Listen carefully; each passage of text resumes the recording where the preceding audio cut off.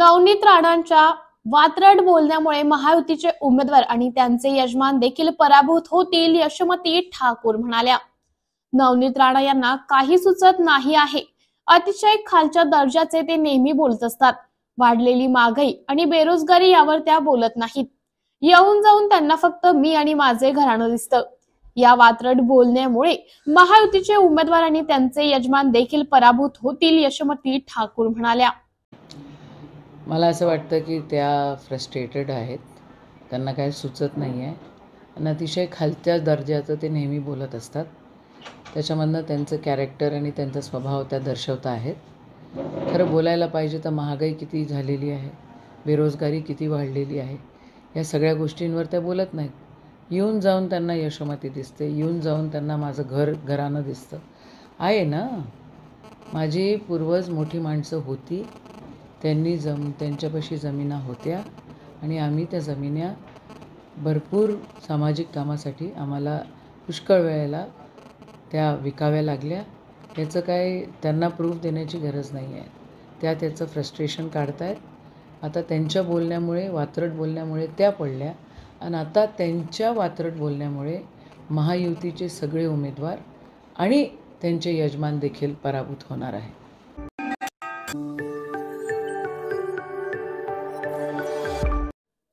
सोलापूरच्या खासदार प्रणिती शिंदेंनी त्यांच्याच पक्षातील नेत्यांचा केसाने गळा कापला, चित्रा वाघ यांची टीका।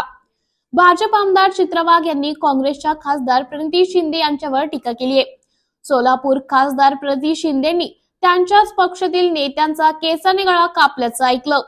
सोलापूर शहर मध्येच उमेदवार देवेंद्र कोठे यांच्या प्रचार सभेत आमदार चित्रा वाघ यांनी खासदार प्रणिती शिंदेंवर टीका केली। महाविकास आघाडीचे नेते म्हणाले, इथल्या काँग्रेसच्या खासदार ताईने केसाने विश्वासाने गळा कापला। प्रणिती शिंदे यांनी एका उमेदवाराला सांगितले, तुझा फॉर्म इथे आला आहे, मात्र शेवटपर्यंत त्याला एबी फॉर्म दिला नाही। मला वाईट वाटले। माजी आमदार नरसय्या आडम मास्तर देखील म्हणाले, खासदार बाईने केसाने गळा कापला, त्यामुळे सख्खे आणि सावत्र यातील फरक आपण ओळखा। आता देवेंद्र आमचा सख्खा भाऊ आहे, पण आमचे सावत्र भाऊ आणि सावत्र बहिणी पण आहेत, त्यांना ओळखायला पाहिजे आपल्याला। हे काँग्रेसवाले, हे उद्धव बाळासाहेब ठाकरेवाले, हे राष्ट्रवादीच्या तुतारीवाले कोर्टात गेले। कोर्टात काय सांगायला गेले? या महिलांचे पैसे बंद करा, या महिलांना पैसे देऊ नका। बंद करायचे का? त्यामुळे येणाऱ्या दिवसात या काँग्रेसवाल्यांना, या उबाठाला आणि राष्ट्रवादीच्या तुतारीला जोरदार आवाज दिल्याशिवाय राहू नका, हे सांगायला मी या ठिकाणी आली आहे। सख्या बहिणी आणि सावत्र बहिणी, मी तर इथे आले आणि मी व्हिडिओ बघितले। त्या व्हिडिओ मध्ये लोक म्हणत होती की इकडच्या खासदार ताईने, जी काँग्रेसची खासदार ताई आहे, आमचा गळा कापला, आमचा गळा कापला, विश्वासाने गळा कापला। मला तर मोठं आश्चर्य वाटलं। एक आपला दादा, कोणाचा का असेना, भाऊ तर आहे, बरोबर की नाही? त्याला सांगितलं, तुझा फॉर्म आता इथं आलाय, तुझा फॉर्म आता इथं आलाय, आता इथपर्यंत आलाय, आता इथपर्यंत आलाय, आणि बिचाराला काय फॉर्म दिला नाही। वाईट वाटलं मला त्या दादासाठी देवेंद्र। त्यामुळे अशा पण बहिणी इकडे आहेत। ते आडम मास्तर पण म्हणत होते, काही बायकांचे व्हिडिओ बघितले, त्या म्हणाल्या की या खासदार बाईने आमचा केसाने गळा कापला। आणि म्हणून मला तुम्हाला सांगायचंय, सावत्र आणि सख्ख याच्यामधला फरक ओळखा मैत्रिणींनो।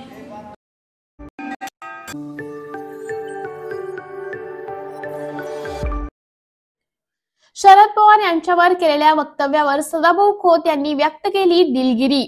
भाषणात शरदचंद्र पवारांवर बोलताना मी जी भाषा वापरली ती गावगाड्याची भाषा आहे, यामुळे भाषेमुळे कोणाच्या भावना दुखावल्या असतील तर मी दिलगिरी व्यक्त करतो, सदाभाऊ खोत म्हणाले।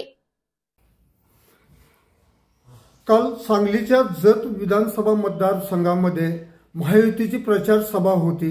या सभेमध्ये आपण आदरणीय शरदचंद्र पवार साहेबांच्या विषयी एक वादग्रस्त विधान केलेलं आहे। या संदर्भात महाराष्ट्रातून शरदचंद्र पवार गटाकडून आपला निषेध व्यक्त केला जात आहे। या संदर्भात भाऊ आपली काय प्रतिक्रिया आहे? मला कुणाच्या व्यंगत्वावरती बोलायचं नव्हतं, परंतु आकारण शब्दांचा विपर्यास करून त्याचे अर्थ काढले गेले। निश्चितपणानं गावगाड्यातल्या ज्या भाषा आहेत, एखादा आभाळाकडे बघून बोलायला लागलं तर आम्ही म्हणत असतो आरशात जाऊन आपलं तोंड बघा, अशा पद्धतीची ही भाषा। आणि त्यातून जर कुणाच्या भावना दुखवल्या असतील तर निश्चितपणानं ते शब्द आम्ही मागे घेतो आणि त्याबद्दल दिलगिरी व्यक्त करतो। कारण शेवटी गावाकडची भाषा हे समजायला गावाकडच्या मातीमध्येच राबावं लागतं, खपावं लागतं, मरावं लागतं, तेव्हा ती भाषा समजते।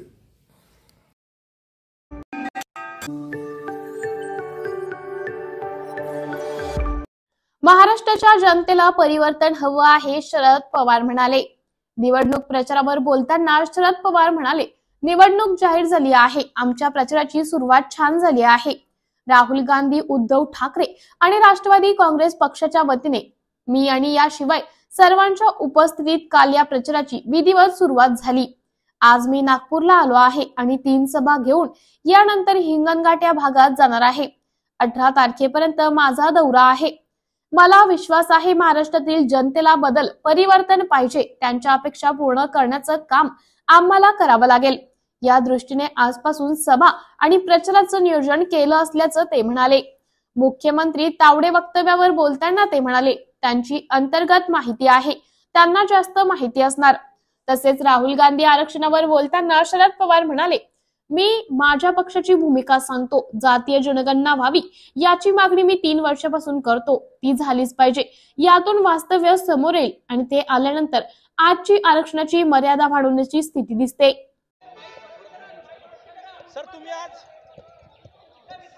सर तुम्ही आज विदर्भाच्या दौऱ्यावर आहे, काय सांगणार? विधानसभा निवडणुकीत विदर्भ अत्यंत महत्त्वाचा आहे।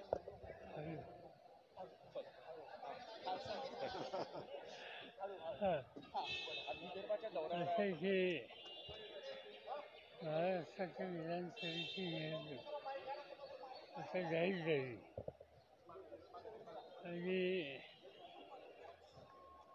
आणि आघाडीच्या वतीनं निवडणूक लढवण्याचा कार्यक्रम घ्यायचा आहे। आमच्या प्रचाराची सुरुवात कालच काँग्रेस पक्षाचे नेते राहुल गांधी, शिवसेनेचे नेते उद्धव ठाकरे आणि राष्ट्रवादी काँग्रेस पक्षाच्या वतीनं मी, याशिवाय आमचे जे अन्य मित्र आहेत, डावा काँग्रेस, उजवा काँग्रेस, समाजवादी पार्टी, या सगळ्यांच्या उपस्थितीमध्ये काल या प्रचाराची मोहीम सुरू झाली। ते झाल्याच्या नंतर आज मी नागपूरला आलो आणि नागपूरच्या 3 सभा घेऊन यानंतर हिंगणघाटांच्या सगळ्या भागामध्ये जाणार आहे। साधारणतः हे 2 दिवस माझे विदर्भाचे आहेत आणि ते संस्थेच्या नंतर मराठवाडा असं करत 18 तारखेपर्यंत आम्हाला कंटिन्युअस दौरा आहे। मला असं विश्वास आहे की महाराष्ट्राच्या जनतेला बदल पाहिजे, परिवर्तन पाहिजे, त्यांचा आत्मविश्वास वाढवण्याचं काम आम्हाला करावं लागेल। त्या दृष्टीनेच मीच काय पण बाकीचे आमचे सगळे सहकारी आजपासून राज्यामध्ये ठिकठिकाणी दौऱ्याला आहेत। सदाभाऊ खोत यांनी दिलगिरी व्यक्त केलेली आहे। ते म्हटले की गावाकडची भाषा आहे। तावडे म्हणाले आहे की भाजपामध्ये ज्या नावाची मुख्यमंत्रीपदासाठी चर्चा असते तो मुख्यमंत्री होत नसतो। आहे की त्यांचा अंतर्गत माहिती त्यांना फक्त अधिक असणारा लोकांना काही खायचं नाही. पवार साहेब, काल राहुल गांधी नागपुरात होते. त्यांनी म्हटलं जातीय जनगणना ही होणारच आणि आरक्षणाची मर्यादा तुम्ही 50%च्या वर नेण्याची वेळ आली आहे. असं आहे की मी माझ्या पक्षाची भूमिका सांगतो. जातीय जनगणनेची मागणी आम्ही 3 वर्षापासून करतो. ती झालीच पाहिजे. त्याच्यातून वास्तव चित्र देशाचं पुढे येईल आणि ते आल्याच्या नंतर आज ज्या आरक्षणाची मर्यादा ती वाढवण्याच्या संबंधीचा निकाल घेण्याची स्थिती कायमच त्याची आत्ता दिसते.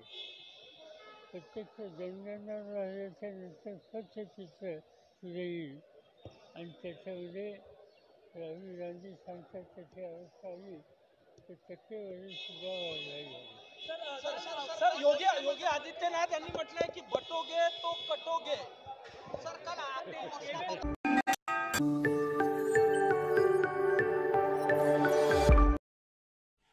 भाजपने महाराष्ट्राच्या राजकारणात विष पसरवलं आहे, संजय राऊत यांची टीका. शिवसेनेचे खासदार संजय राऊत यांनी भाजपावर तीव्र टीका केली आहे. ते म्हणाले, भाजपाने महाराष्ट्राच्या राजकारणात विष पेरले आहे. त्यांनी देवेंद्र फडणवीस यांच्या नेतृत्वावर प्रश्न उपस्थित केला आणि शरद पवार यांच्या विरोधात वादग्रस्त वक्तव्य करणाऱ्या भाजप नेत्यांवरही टीका केली. शिवाय उद्धव ठाकरे यांच्या नेतृत्वात शिवसेनेने महाराष्ट्राच्या हितासाठी आरोग्य व महिलांसंबंधित महत्त्वपूर्ण योजना घोषित केल्याचं सांगितलं. बघूयात यावेळी संजय राऊत काय म्हणाले. काही महत्त्वाच्या गोष्टी मुंबईसाठी महाराष्ट्रासाठी करण्याची इच्छा आहे. आम्ही नक्कीच काल आमच्या एक संयुक्त पंचसूत्री आम्ही जाहीर केली. त्याच्यामध्ये आरोग्यविषयक, महिलांच्या संदर्भात अशा अनेक 5 महत्त्वाच्या गोष्टी आम्ही जाहीर केल्या असल्या तरी आज शिवसेनेच्या संकल्पनेतला महाराष्ट्राच्या हितासंदर्भातल्या काही योजना आहेत त्या संदर्भात उद्धवजी बोलणार आहेत. हा, आता काँग्रेसने काल महालक्ष्मी योजनेअंतर्गत काल घोषणा केली होती. बरं, आता आणखी काय विषय आहेत आपल्याकडे? बीजेपी के लीडर है सदाभाऊ खोत, उन्होंने शरद पवार पर टिप्पणी करते हुए कहा है कि महाराष्ट्राच्या राजकारणामध्ये, महाराष्ट्र के राजनीति में भारतीय जनता पार्टी ने जो जहर फैलाया, जो गंदगी फैलाई और ये गंदगी फैलाने वाले का नेतृत्व देवेंद्र फडणवीस कर रहे हैं. मैं बार बार बोल रहा हूँ, हमको एक परंपरा है महाराष्ट्र राजनीति की, संस्कार, सुसंस्कृत, सबसे बड़ा संस्कार है महाराष्ट्र का. इस महाराष्ट्र में लोकमान्य तिलक से लेकर फुले जी, महात्मा फुले जी, डॉक्टर आंबेडकर जी, यशवंतराव चव्हाण जी, वसंतदादा पाटिल, वसंतराव नाईक, बालासाहेब ठाकरे जी, शरद पवार जी, ऐसे एक से एक धुरंधर नेता हो. उसमें बीजेपी नेता का नाम कभी आता नहीं धुरंधर नेतृत्व में. इसलिए कि ये सभी नेता ने इस राज्य की राजनीति में अपना संयम नहीं किया. भाषा का इस्तेमाल इस तरह से किया कि क्रिटिसाइज तो किया लेकिन किसी को दुख नहीं था, किसी के व्यंग के ऊपर कभी टिप्पणी नहीं की. लेकिन जब से देवेंद्र फडणवीस और वहाँ मोदी जी के हाथ में राजनीति आई है, तब से ये लोगों ने राजनीति का गटार बना दिया.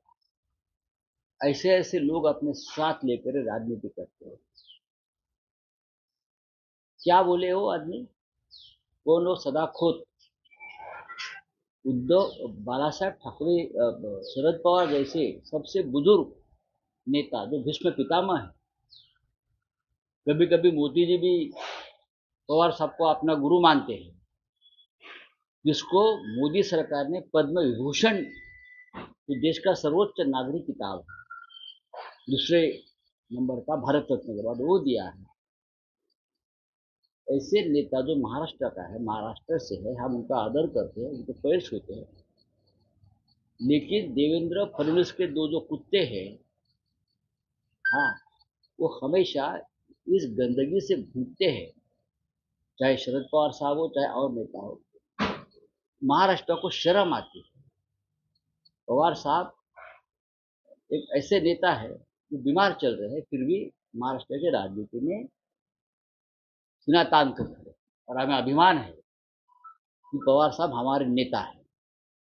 लेकिन कल ये सदाखोद की भाषा देखिए, जिस भाषा का इस्तेमाल वो किया है कि पवार साहब का एक ऑपरेशन हुआ है वहां, उस बारे में बात करता है।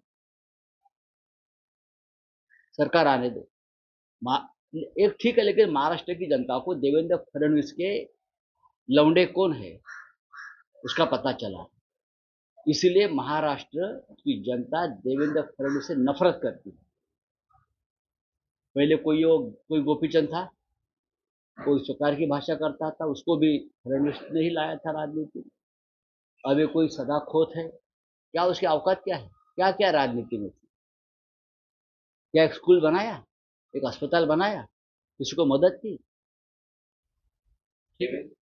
सर, मराठीमध्ये सदाभाऊ खोत अजित पवार की ओर हंस से रहे एक थे। आर्थिक आक्षेप दिया गया है, लेकिन फडणवीस की ओर से नहीं। ये देवेंद्र फडणवीस, मैंने पहले भी कहा है कि महाराष्ट्र के 3 शत्रु हैं, महाराष्ट्र के 3 दुश्मन हैं, देवेंद्र फडणवीस, एकनाथ शिंदे और अजित पवार। ये तीनों की राजनीति ने भी महाराष्ट्र का गटर बना दिया है। सर, मराठी में संविधान की किताब को लेकर जो राहुल गांधी संविधान की किताब दिखाते हैं, उसको लेकर बीजेपी ने ट्वीट किया कि संविधान की किताब पूरी तरीके से खाली है। मेरे पास संविधान की किताब कल थी जो राहुल गांधी के हाथ में थी। देखिए, आप ये बीजेपी वाले कुछ भी दिखा सकते हैं ना, बीजेपी वाले नकल करने में और झूठ फैलाने में इस विश्व में पहले नंबर की बात है। संविधान की किताब सालों साल से हम देख रहे हैं, ये उनका दर्द है कि हम संविधान की बात कर रहे हैं और संविधान तोड़ने की कोशिश कर रहे हैं। संविधान की किताब कल हमारे मंच पर भी थी, हमारे सबके हाथ में थी, वही रेड कवर वाली, जिस लाल रंग की तकलीफ हो रही है फडणवीस को, वही किताब है ना। क्या है, प्रिंटिंग से पहले अगर कोई कागज आता है वो दिखा रहे हैं। बोले क्या है?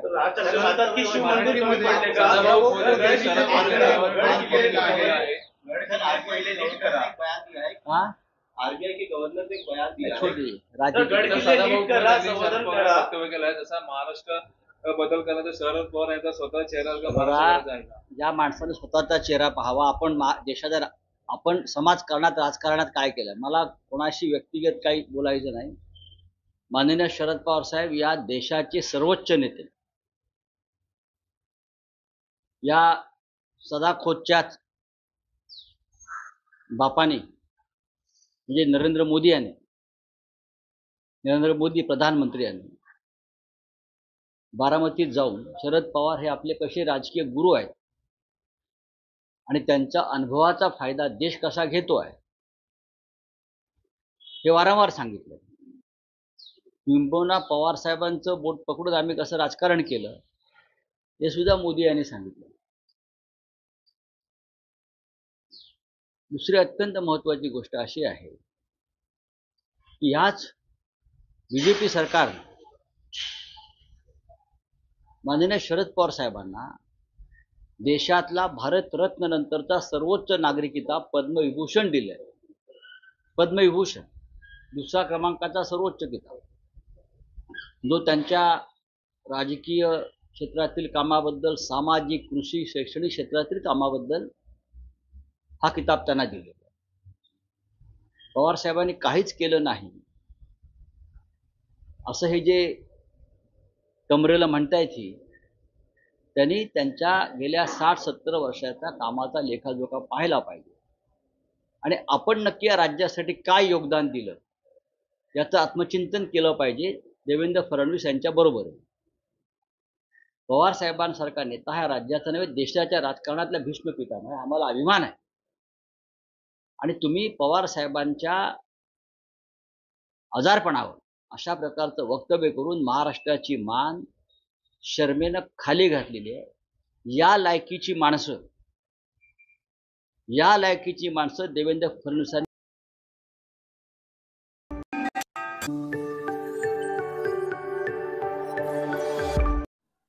कुत्रे हे इमानदार असतात, ते धन्याची राखण आणि संरक्षण करतात, सदाभाऊ खोत म्हणाले. संजय राऊत यांनी आम्हाला कुत्र्याची उपमा दिली, पण कुत्रे हे इमानदार असतात, ते धन्याची राखण आणि संरक्षण करतात. संजय राऊत यांनी 2014-2029 ला कुणाचा फोटो गळ्यात घालून मते मागितली हे पहावे. संजय राऊत यांनी स्वतःमध्ये इमानदारपणा आहे का ते शोधा, अशी टीका सदाभाऊ खोत यांनी केली आहे.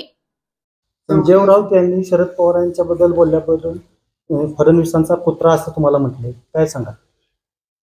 संजय राऊतला गावगाडा माहित नाही, गावगाड्यातलं शेतकऱ्याचा राखणदार कुत्रा याचा तर काही मागमूस असायचं पताच नाही आहे.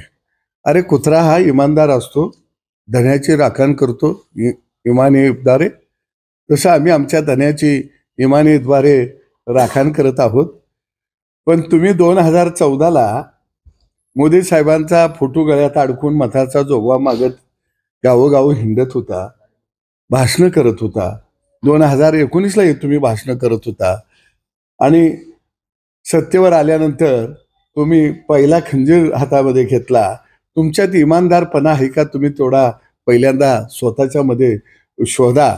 अरे कुत्र्या एवढा जरी तुमच्यात इमानदारपणा असता तरी सुद्धा महाराष्ट्रानं तुमचं कौतुक केलं असतं. परंतु मला त्यांच्यावर जास्त बोलावं असं वाटत नाही, कारण डुकराला किती साबण शॅम्पू लावला तरी ते डुकर गटारातच जात असतं.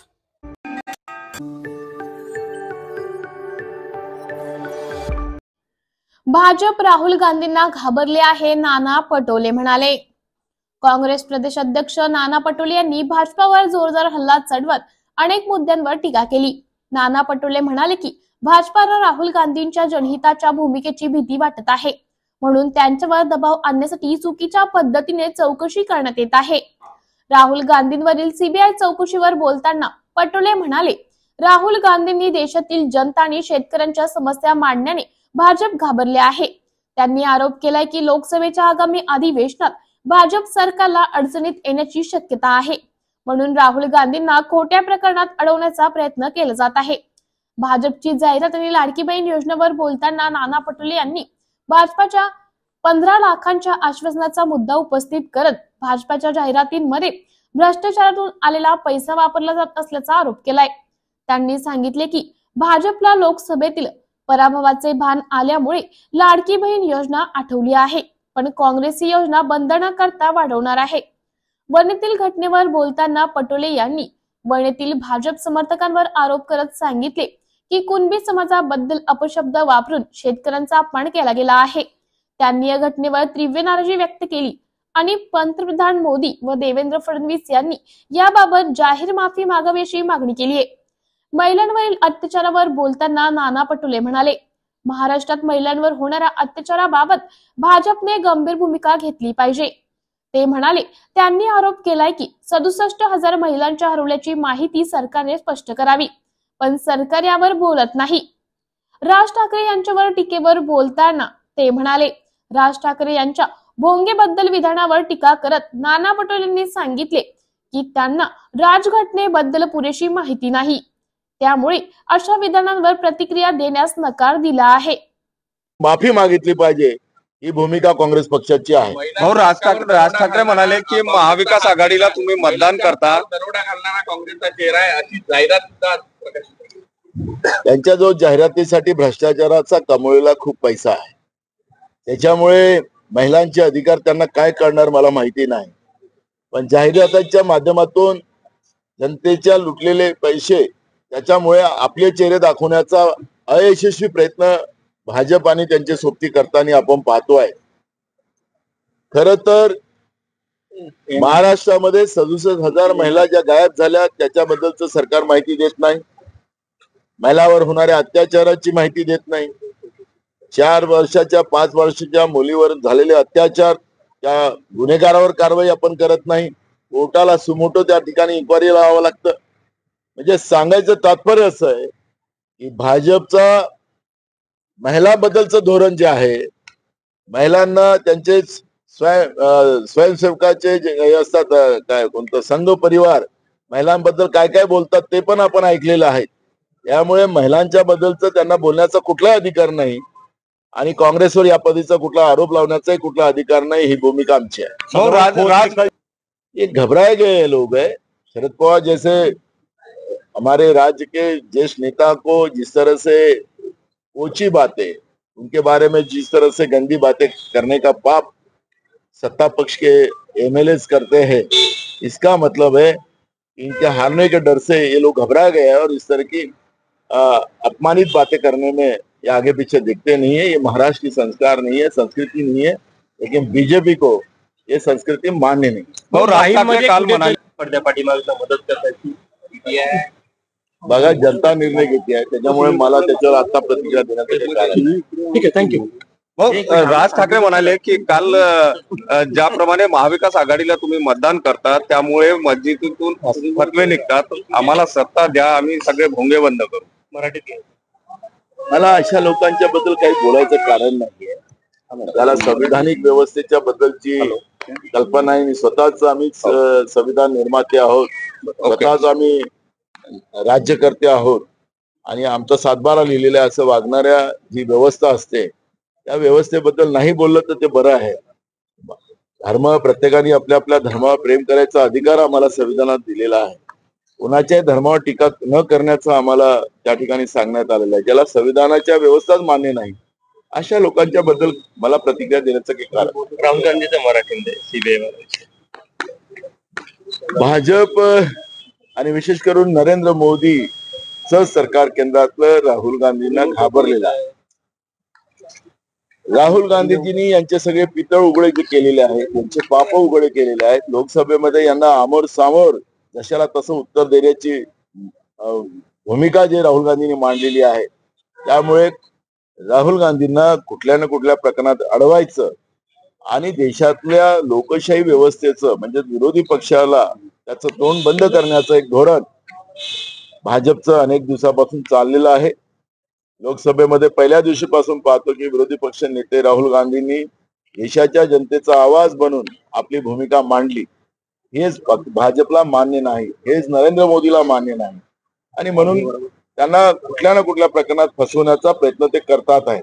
कारण की आता येणारं लोकसभेचं अधिवेशन जे आहे या अधिवेशनामध्ये सरकार स्वतः अडचणीत येणार आहे. मग कॅनडाचे प्रकरण असतील, अनेक प्रकरण आहेत ज्याच्याबद्दलचा उल्लेख अनेक ठिकाणी झालेला आहे. अनेक प्रकरणामध्ये सरकार अडचणीत येणार आहे, नरेंद्र मोदीचं सरकार अडचणीत येणार आहे आणि म्हणून खोट्या केसेसमध्ये राहुल गांधींना कसं दाबता येईल याचा एक प्रयत्न ते करतात आहे. पण राहुल गांधीच्या केसाला धक्का लावला तर भारतातली जनता, हिंदुस्थानातली जनता या भाजपला आणि नरेंद्र मोदीला पडो की सोडो करतील एवढं लक्षात त्यांनी ठेवलं. आणि शरद पवारांच्या योगाने मी इथंच थांबलेलो आहोत, ते पण आलेले आहेत आणि ते विदर्भात दौऱ्यात आहेत. मी आज मराठवाड्यात दौऱ्यात चाललेलो आहोत.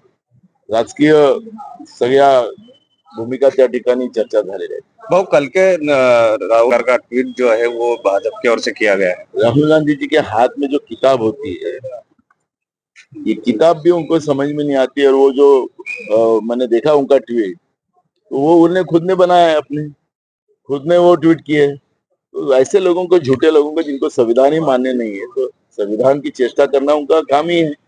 इनको उनकी जगह देखने मिलेगी. धन्यवाद.